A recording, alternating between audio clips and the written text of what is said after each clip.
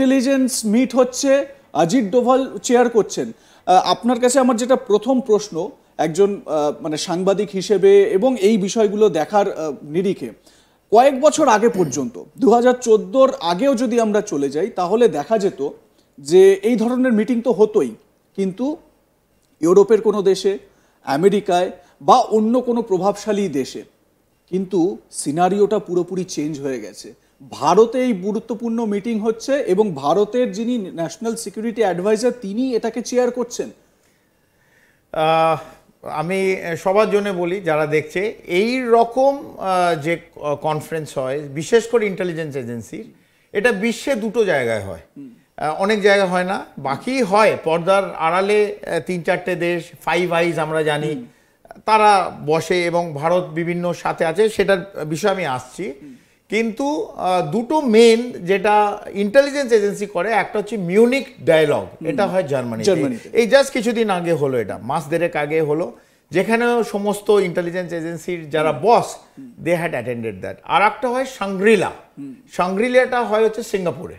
So this are the two মানে main intelligence agency conference যেটা world প্ল্যাটফর্মে হয়, যেখানে বিশ্বের the most important intelligence agency তারা আসে এবং তাদের নিজেদের মধ্যে যে ইনফরমেশন থাকে শেয়ার করে, আদান প্রদান করে।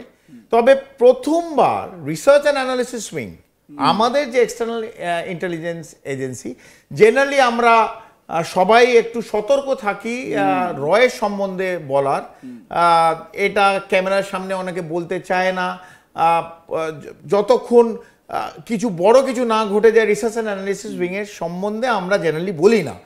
কিন্তু প্রথমবার ভারতের রিসার্চ অ্যান্ড অ্যানালিসিস উইং এই ইন্টেলিজেন্স যে কনফারেন্স হলো, আপনি ঠিক বলেছেন, 28টা দেশের, যেখানে ইউএস ডাইরেক্টর ন্যাশনাল ইন্টেলিজেন্স তুলসী গাবার থেকে নিয়ে ক্যানাডার সঙ্গে আমাদের একটা দূরত্ব হয়ে গেছিল। আপনারা প্রত্যেকে জানেন নিজার কিলিং নিয়ে খালিস্তানে আমাদের একটা ওখান থেকে অ্যাম্বাসেডারকে পাঠায়, আমরাও এখান থেকে পাঠিয়ে দিই।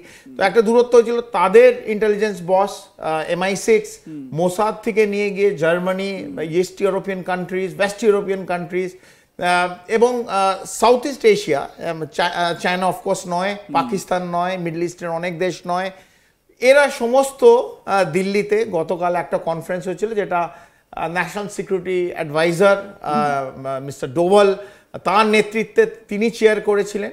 এবং বিশেষত যে ভারতবর্ষ আজকে এইভাবে একটা এজেন্সি, প্রত্যেকটা এজেন্সিকে নিয়ে মিটিং করছে, এটা নিশ্চিতভাবে খুব গুরুত্বপূর্ণ। এক, দ্বিতীয়ত হচ্ছে যে এটার মধ্যে থেকে আমরা এক্সট্রাডিশন ট্রিটি, যেটা বিভিন্ন টেররিস্ট যারা একটা দেশে করে অন্য দেশে পালিয়ে যায়, এবং আমাদের যেহেতু অনেক দেশের সঙ্গে এক্সট্রাডিশন ট্রিটি নেই, তাদের নিয়ে আসতে আমাদের খুব অসুবিধে হয়। তাদের দেশে যে লিগাল রুলস আছে সেগুলো আটকে যায়। তার সঙ্গে আমাদের narcotics is a major problem in the world, narcotics নিয়ে হয়েছে। ইন্টারনাল সিকিউরিটি যে মেইন হচ্ছে কাউন্টার টেরোরিজম অ্যান্ড টেরোরিজম নিয়ে, এটা নিয়ে আদান প্রদান হয়েছে। এবং বিভিন্ন সেন্ট্রিক যদি বলি এই সমস্ত জায়গায়, সেখান থেকে বারবার চলে এসেছে সিরিয়া আর নাম এবং পাকিস্তানের নাম। এই দুটো দেশ পুরো পৃথিবীতে যেখানে টেরোরিজমের কথা ওঠে, পাকিস্তানের কথা নিশ্চিতভাবে সেখানে উঠে আসে। দীপ্তাংশুদা, খুব সুন্দরভাবে আপনি একটা মানে আমাকে কিউ দিয়ে দিলেন। এবার দেখুন, এই যে একটা এই ইন্টেলিজেন্স মিট হচ্ছে সেটা ভারতবর্ষে, এবং ভারত সব সময় কিন্তু এটা বলেছে, ইভেন কয়েকদিন আগেও আমাদের আর্মি চিফ যখন প্রেস ব্রিফ করছিলেন, সাংবাদিকদের সামনে এসেছিলেন, তখন তিনি বলেছিলেন যে Pakistan is the epicentre of terrorism. মানে পাকিস্তান হচ্ছে গিয়ে মানে সেখানে জঙ্গিবাদ বা সন্ত্রাসবাদের মানে কেন্দ্র। এবং শুধু তাই নয়, ইউনাইটেড নেশনসে ভারতের তরফ থেকে যারা প্রতিনিধিত্ব করেন, ভারতের তরফ থেকে যারা বলেন, তারা বারবার একটা কথা কিন্তু বলেন যে পাকিস্তান জঙ্গিদের মদদ দেয়, সন্ত্রাসবাদকে মদদ দেয়। ভারত জোর দিয়ে এই কথাটা বারবার বলছে। এবার সেই রকম একটা দেশ মানে ভারতবর্ষ, যারা কনফিডেন্টের সঙ্গে এই কথাটা বলছে, তাদের দেশে যখন এই মিটিংটা হচ্ছে তার একটা গুরুত্ব রয়েছে, প্রথম একটা বিষয়। দ্বিতীয়ত হচ্ছে গিয়ে দেখুন, এমন একটা সময় মিটিংটা হচ্ছে, পাকিস্তান পুরোপুরি জেরবার। পাকিস্তানে প্রথমে বালুচিস্তান, BLA বালুচ লিবারেশন আর্মির তরফ থেকে তারা একটা ট্রেন হাইজ্যাক করলো, সেখানে তারা একটা মেসেজ দিল পাকিস্তান, জাফর এক্সপ্রেস, তারা একটা মেসেজ দিল পাকিস্তান সেনাকে। তারপর দেখুন টিটিপি তেহরিকি তালিবান একটা ব্লাস্ট করলো পাখতুন খাইবার পাখতুনখোয়া ওই এরিয়ায়।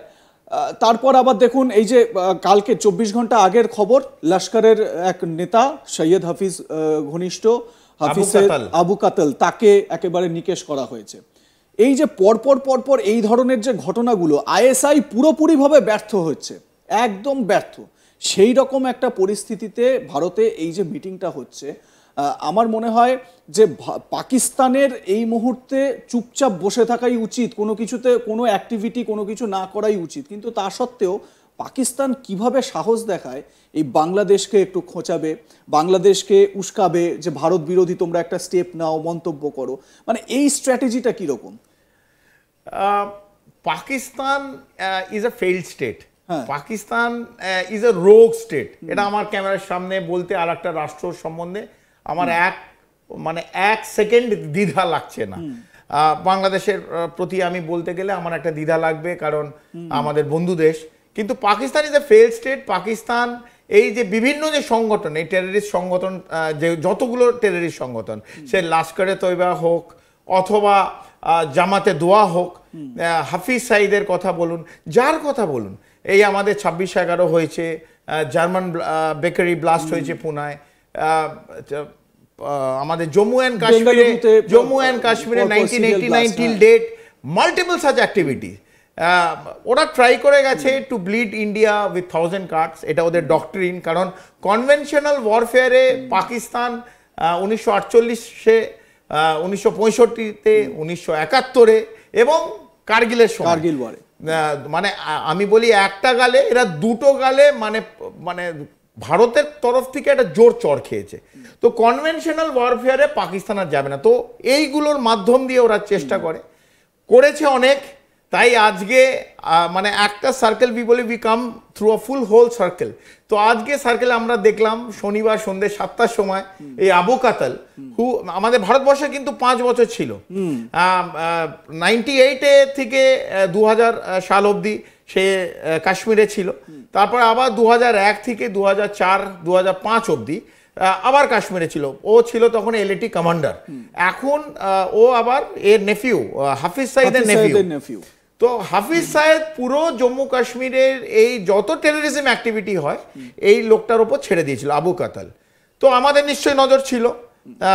আর আজকে বলতে আমার আপত্তি নেই, research and analysis wing is one of the most advanced external agency of India.